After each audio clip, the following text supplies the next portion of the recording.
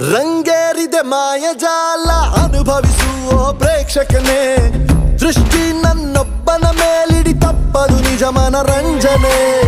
ನನ್ನ ಗೆಲ್ಬೋದು ಅನ್ನುತ್ತ ನಿಂದನು ಓರ್ವ ರಾಕ್ಷಸ, ತಪ್ಪಲ್ಲ ಆದರೆ ಅದುವೇ ಊಹೆಗೂ ಮೀರಿದ ಸಾಹಸ.